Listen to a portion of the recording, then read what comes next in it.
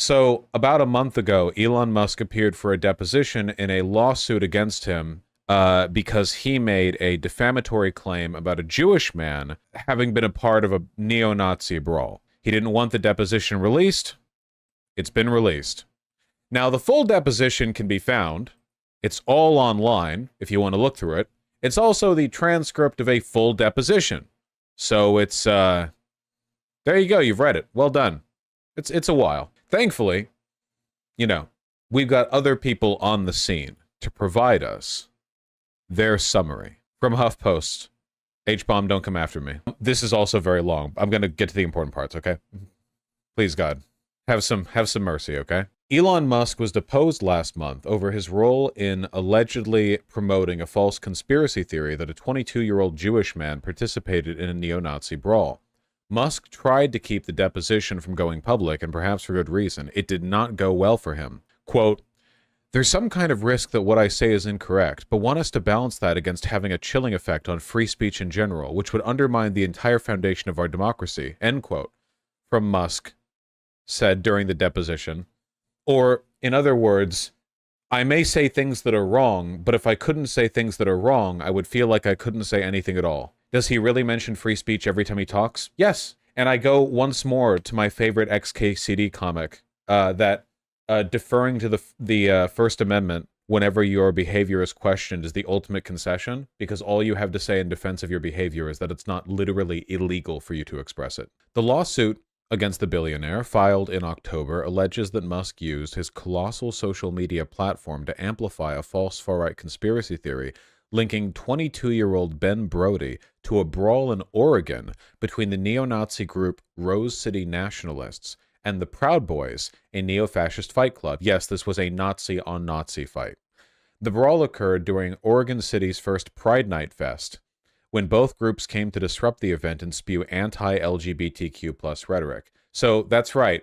At the Pride Night Fest, gay people got to sit down and enjoy some, I don't know, mimosas, while watching two Nazi groups fight each other. I know. Could they have asked for better evening festivities? I imagine no. Brody wasn't even in the same state when the brawl occurred, but his world was turned upside down when far-right Twitter accounts, magnified by Musk, falsely identified him as a member of Rose City Nationalists and an undercover federal agent and posted his personal information online.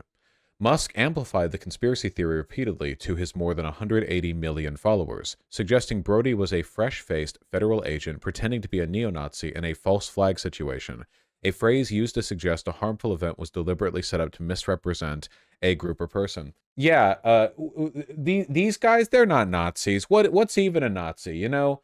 This is actually a federal conspiracy to make Nazis look bad. You know, the only people who call Nazis feds are Nazis.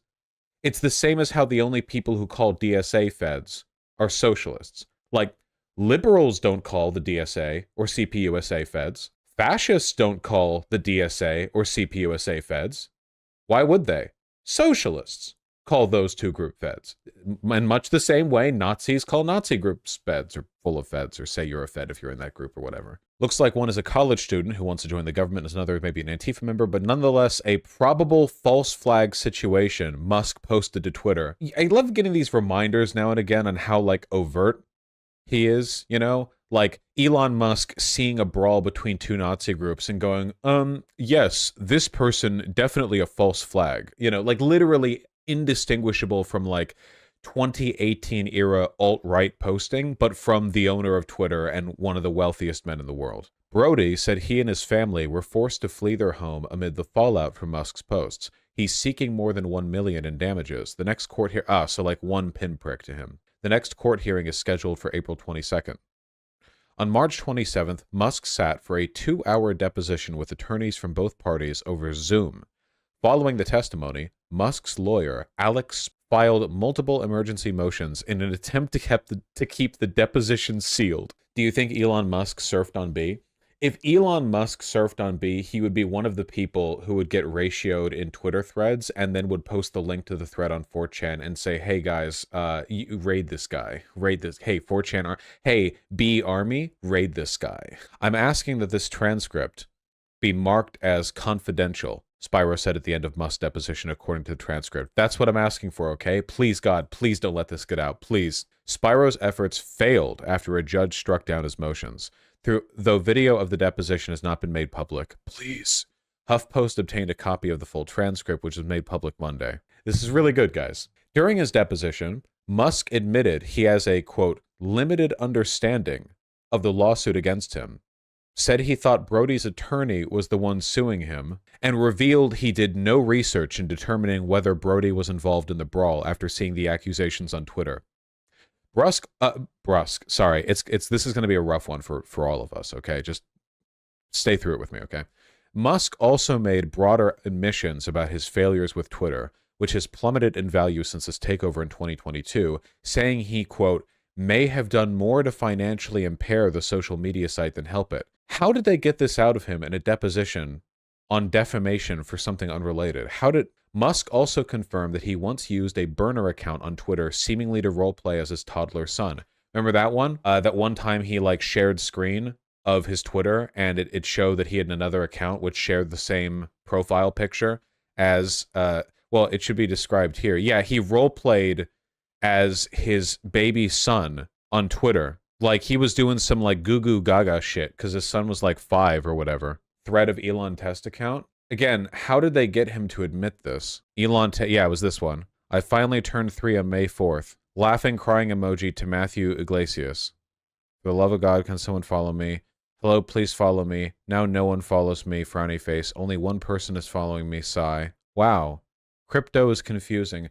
This is the thing most baffling about this. This alt account didn't even seem to exist for a reason.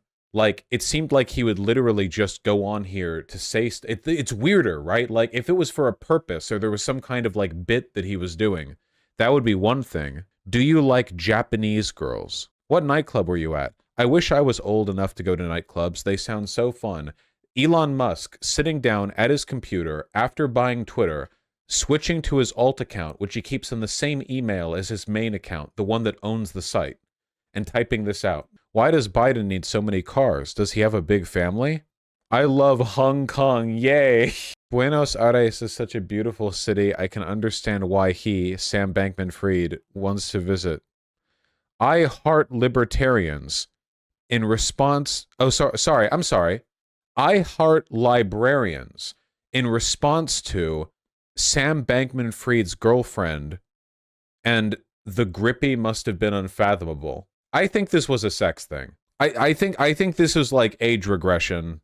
This is a fetish thing. He was wearing a diaper when he posted this. Here's him replying to himself.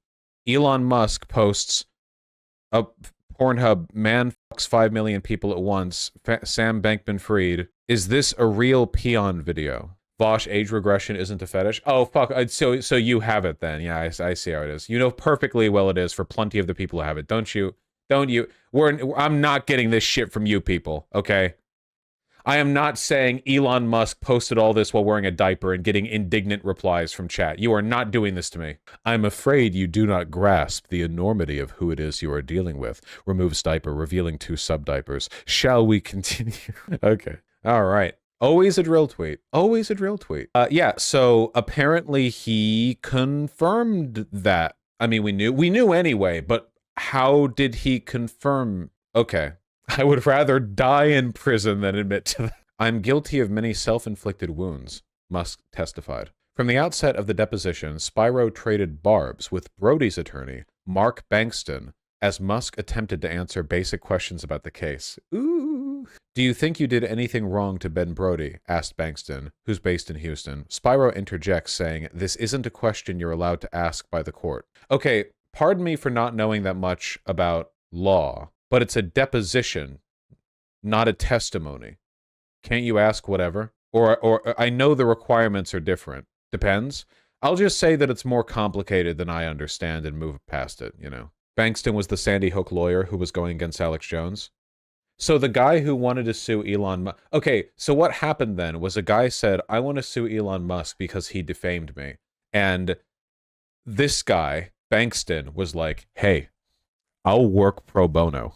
And zoomed over there. Like, a chance to sue Elon Musk, a chance to get him in a goddamn deposition. Yep, literally what he did. Yeah, of course. Like, absolutely leaped over, you know. It was the start of what would be a contentious back and forth between two high-profile attorneys. Spyro, who has represented celebrities such as Jay-Z and Megan Thee Stallion, previously won a defamation case for Musk after the billionaire called a man who helped rescue children trapped in a cave in Thailand a pedo guy in 2018. Holy shit. Dude, this is like Battle of the Titans. This is like Miyamoto and the Bowser guy, Browser, whatever, the punching each other. It's the same. It's the Elon pedo guy, Twitter comment lawyer defendant guy versus, oh my god, yeah, Godzilla and King Kong. You keep filing these silly, frivolous shakedown cases. I'll keep trying to think of Texas lawyers to bring to your deposition, Spyro told Bankston. Bankston, silly, frivolous, but he got Alex Jones for like $50 trillion. Bankston of the Texas law firm Farrer and Ball previously represented two Sandy Hook parents who won $45 million in damages against Alex Jones. Spyro did not respond to a request for comment on this story. Bankston declined to comment. Throughout his testimony, Musk showed little understanding about the lawsuit he was testifying for, and even said he believed it was Bankston, not Brody, who was suing him. I think you're the one suing, Musk told Bankston, according to the transcript. Actually, Mr. Musk, I'm an attorney, Bankston explained. Did you know that? I'm an attorney representing Mr. Brody. Asked if Musk understood what the lawsuit was about, Musk admitted he had a, quote, limited understanding of what the lawsuit is about, but suggested again that this was simply a money grab by Brody's attorney. Elon doesn't like this guy because he knows that he went after Alex Jones, right? Like, the literal last thing this guy is known for having done was go after Alex Jones for lying and succeeding. So that's like Musk's greatest enemy, really. He's terrified of him. What I want to think it's really about is about you getting a lot of money, said Musk, who paid $44 billion for Twitter in 2022. Well, quote death, we're getting to it in this article. Musk learned of the conspiracy theory about Brody from what the lawsuit describes as a fringe Twitter account with more than 30,000 followers that, quote, features extreme right-wing memes, neo-Nazi apologia/nostalgia, juvenile and cringeworthy attempts at bigoted humor, low-effort bait tweets, delusional panics over lazy hoaxes, and a cavalcade of absurdly false information. The account is the social media equivalent of gutter sludge, the lawsuit says. That's official. It's right there in the document. The anonymous account named Dr. Frenzer posted a photo of Brody with the personal information found on his college fraternity social media page. The caption on the photo of Brody read, "After graduation, he plans to work for the government," which Dr. Frenzer used to suggest that Brody was at the brawl in a federal plant. Very odd, Musk responded. As it goes whenever Musk interacts with a post on Twitter, this one quickly went viral. In his deposition, Musk was asked whether he'd seen other posts from the Dr. Frenzer account. "I wasn't trying to assess their credibility," Musk responded. Bankston showed Musk a meme Dr. Frenzer had posted the same day the account posted about Brody. More from the transcript.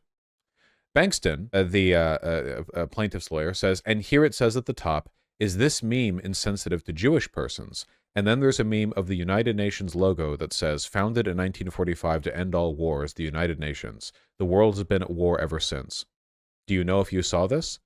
And Musk says, "I have not seen this." Bankston says, "Okay. Would this have triggered a red flag as to this person's credibility?" Spyro, the defendant's lawyer, said, "Objection to form." Musk says, "I mean, I think it's a dubious post, but it suggests anti-Semitism." Whoa! Elon Musk? You were able to figure that out? Bankston says, "Correct. I think we all know it reflects anti-Semitism. I'm asking, does this trigger red flags to this person's reliability?" And Musk, like an idiot, says, "I would say yes, it probably does." Still, Elon defended his response to the anti-Semitic account. Why would he admit to this? He's such a soup brain, dude. Why would he admit? He should have just said, "I don't know. How could I know?" Blah, blah. Like, pretend. Yeah, God. But if you're suggesting that in order to reply to anyone, you have to scroll through all their posts, that would make it impossible to use the system, he said at the website. Contrary to his earlier statements, Musk later suggested on the deposition that he researches discourse before he joins it. "If you care about the truth, you have to go look about it," Musk said. Musk's own testimony reveals he did little to seek out the truth.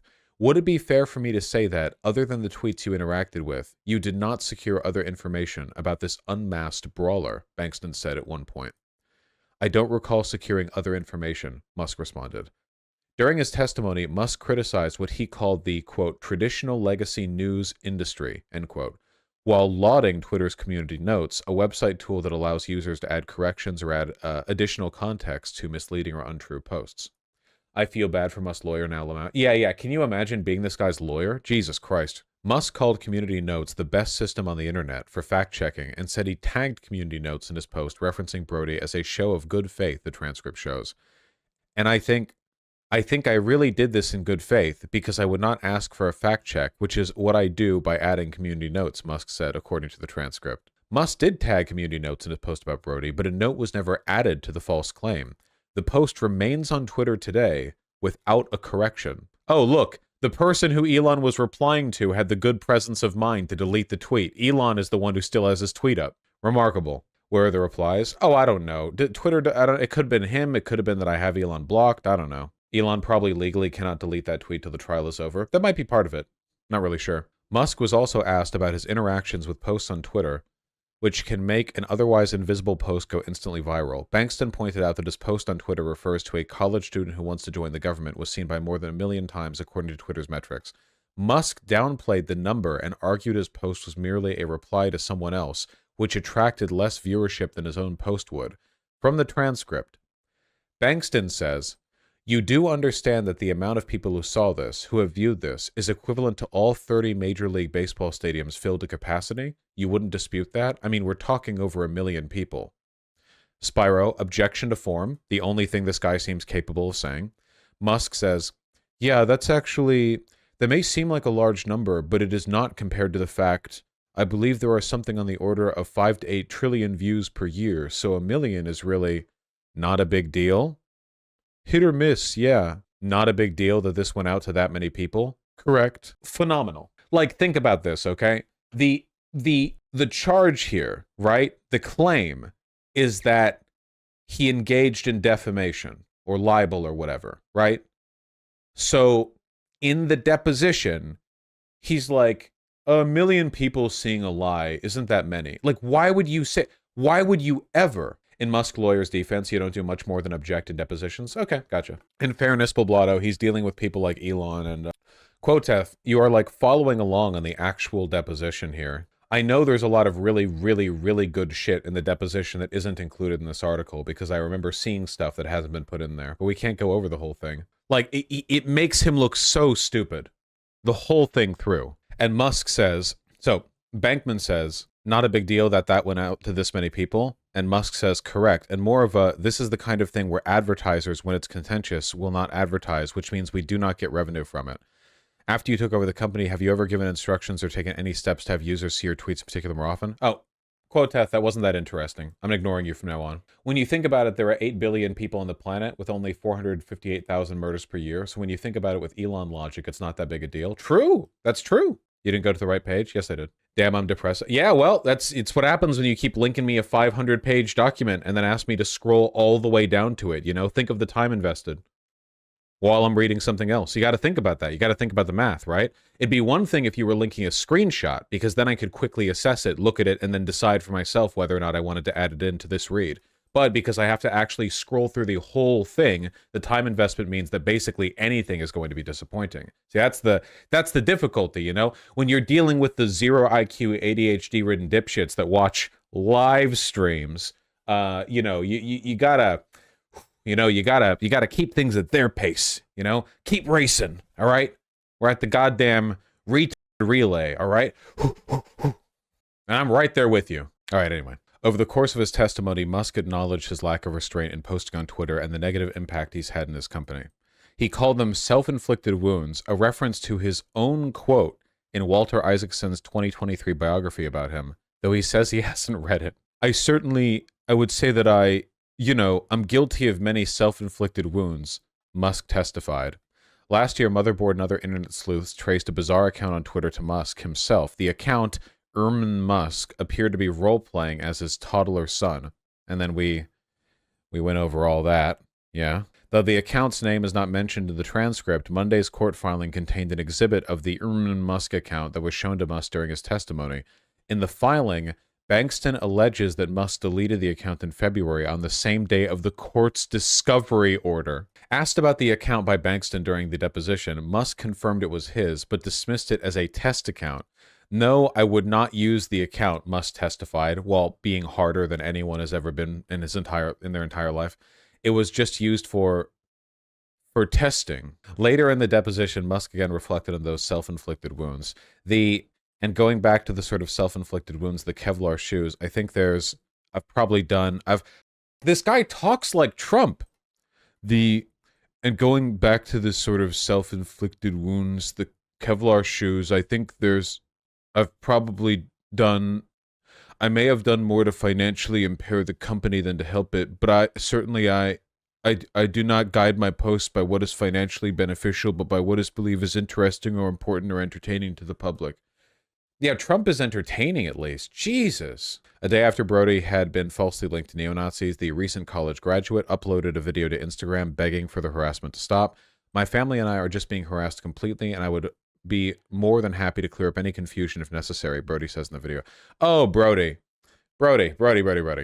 You're a Jew being harassed by Nazis. I'm very, very sorry. I'm very, very sorry. Yeah, it's not... This is just so ridiculous, and I just really can't believe this is happening to me right now. Near the end of the deposition, Bankston asked Musk if he believed he owed it to Brody to be accurate. Musk says, I aspire to be accurate no matter who the person is. Sorry, I have to do that like stupid mumbling voice shit he does. Do you think you lived up to that duty to Ben Brody, or do you think you failed him? Bankston asked. I don't think he's been meaningfully harmed by this. He had to flee his home, Musk replied. Bankston pushed Musk on the question, leading to another argument between the two lawyers. Finally, Musk answered, reiterating his belief that he didn't harm Brody. People are attacked all the time in the media, online media, social media, but it is rare that it has an actual meaningful negative impact in their life, Musk testified. No conclusion?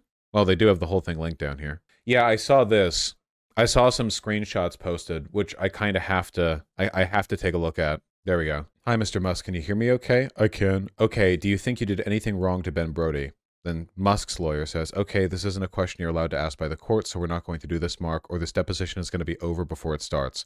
Mr. Bankston says, I'm asking about his state of mind. Mr. Spiro says, no. Mr. Bankston says, yes, I am. Mr. Spiro says, no, you're not going to ask questions like that. It doesn't have...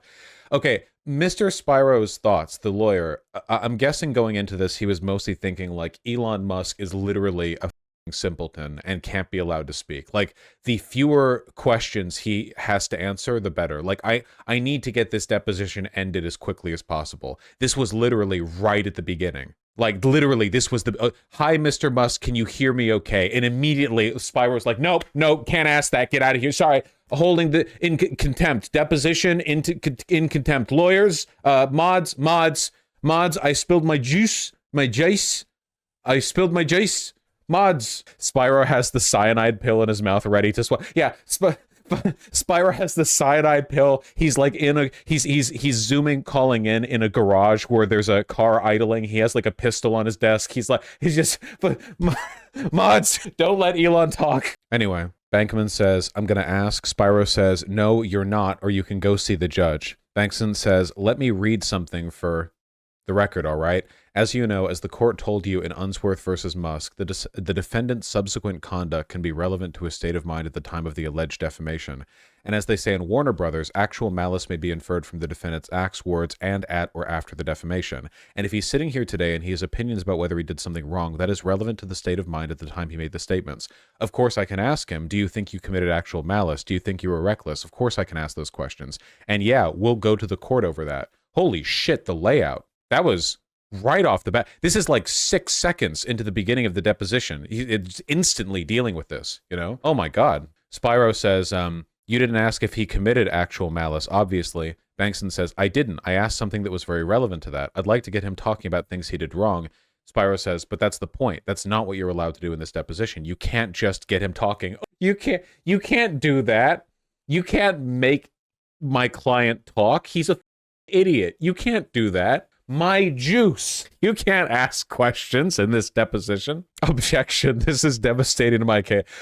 Objection. Allowing Elon to speak. Yeah, that makes sense to me, Quoteth. I know that lawyers will often encourage their clients to not talk, but this is a level of, like, immediate desperation to keep Elon Musk quiet. That is just very funny to me. I disagree. Spyro says, you just showed your cards that this case is dead on arrival. Line 24... Spyro says, you just showed your cards. This case is dead on arrival, and you can't just get him talking, as you put it. So you've got 4 bullets. Bankston says, yes, I can. Alex, 1, 2, 3, and 4. Alex, you've got 1, 2, 3, and 4. All right, hold on a second. So if you want him to, if you want to ask him those bullets, you can go through those bullets and ask him. The reporter, one at a time, please. Mr. Bankston, yeah, let's go ahead and take a breath, Alex. First of all, I know you're not a Texas attorney. I know you don't know Rule 199.5, right? Right? I know you're not even pro-hack in this case. This isn't... I'm gonna start doing like Virgin and Chevrolet. This isn't productive. You want to go asking another question? Go ask another question. You're lecturing. Are you instructing him not to answer? You can try to ask the question again, and I'll listen to it again. Are you going to instruct him not to answer? I don't know. I'll hear the question and tell you. Okay, Mr. Musk, do you think you did anything wrong to Ben Brody? Did anything wrong to Ben Brody? Okay, you can ask that question. Then from Musk, I don't know Ben Brody. Is that any different to the first question? No, that was just Spyro desperately trying to keep actual mouth breathing, actual Yakubian subspawn. Insane. Kill us. Spyro biting down on the cyanide tablet, only to find that it's a Flintstones chewable and he fucked up earlier.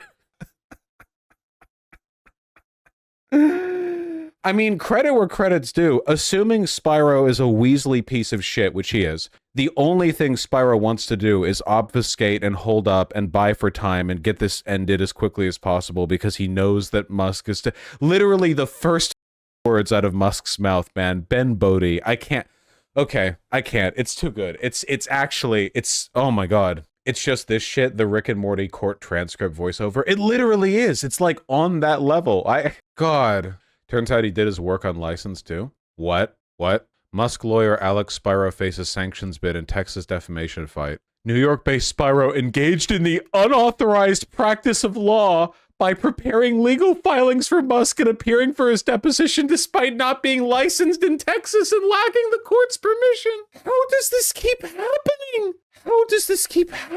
Oh my god. Does that mean the other lawyer knew and the quip about him not knowing the law in Texas was a jab? Yeah, did he know? Did he know not only that this guy wasn't familiar with Texas law, but that he wasn't licensed to practice in Texas? I know you don't know Rule 199.5.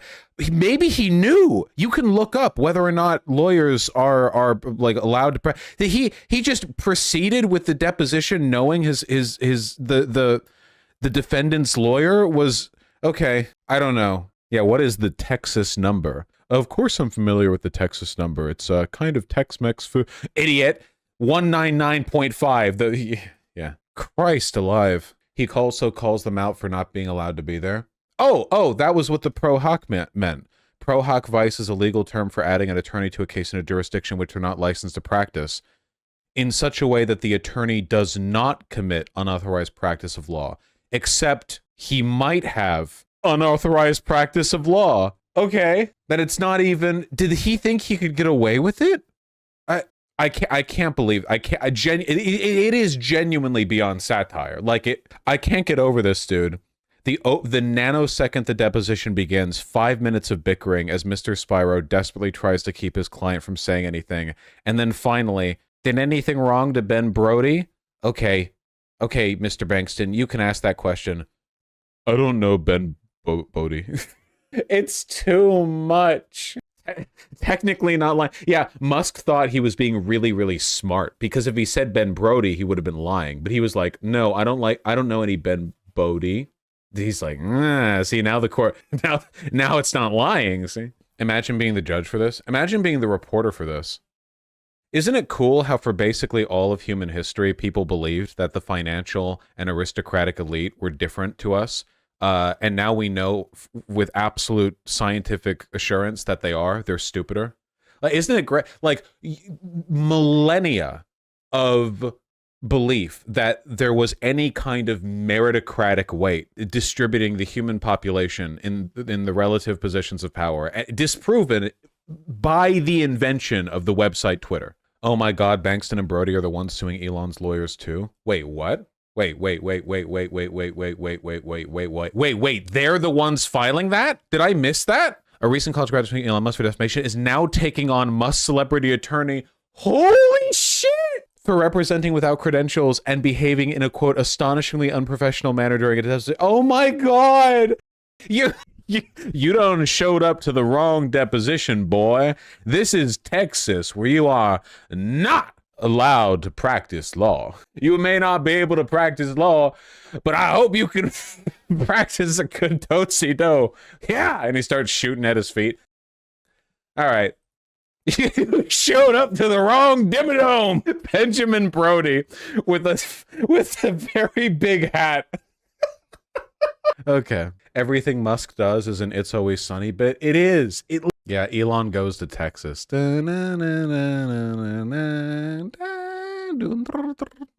He continually interrupted the deposition with commentary, gave numerous improper instructions not to answer, berated opposing counsel, insulted plaintiffs' claims, mocked counsel's questions, and generally acted in the most obnoxious manner one could contemplate without crossing into parody. Filed in Texas District Court. It's in the record. The filing claims that Spyro repeatedly interjected during the questioning, called the case stupid, and jeeringly told the plaintiff counsel, I know this is your big day in the sun. You're running out of time. I think Spyro gave them some more sunshine. Yeah, it's daylight savings time, bitch. Round 2. Yeehaw. I genuinely think they let him into the deposition because they knew he would hang himself with a rope they gave him. Maybe. I mean, God, I don't know. How can the richest man on earth not afford a competent lawyer? I've said this before with Trump, but what you have to understand is for people like Elon and Trump, the main problem they have with finding good counsel is that they need yes men. A good lawyer, like a very top tier talented lawyer, will probably give them the best advice, and the best advice would mean them making statements contrary to their public image. It would mean concessions, it would mean apologies, it would mean coming across as weak in the public eye. So he knows that, and so what he needs, this is one of the reasons why, like, celebrity lawyers are in a category of their own. Because if you're a celebrity, if you're someone who has a massive public reputation, it's not enough for you to win the case. You need to win the case in a specific way while presenting a specific image. This doesn't matter for a regular person or for a corporation. Corporate law, you know, even when it gets up in the big leagues, like Coca-Cola Death Squad tier shit, they're just about winning. They don't give a if you're a regular Joe and you have the money to defend yourself in court, the lawyers will have you do whatever is within the bounds of the law, and sometimes over it, to come across winning. That's what you need. You know, that's your life in the lane. Corporations, you know, the money, whatever. But when it comes to people like Elon, that's not enough. You also have to project a certain image, so you need yes men, basically. Yeah, well, Elon Musk is a celebrity, KY Progressive. Witch of Sky, that's also a good point. Yeah, people like Elon Musk and Donald Trump damage the reputation of good lawyers, right? If you're a very top-tier lawyer who graduated from Harvard, runs your own practice, you're like a legend, you know, in your own right, you don't want to work for Trump, because if you work for Trump, you know that you're going to lose your fucking case, because Donald Trump is a habitual liar and gets himself into trouble all the time, you know?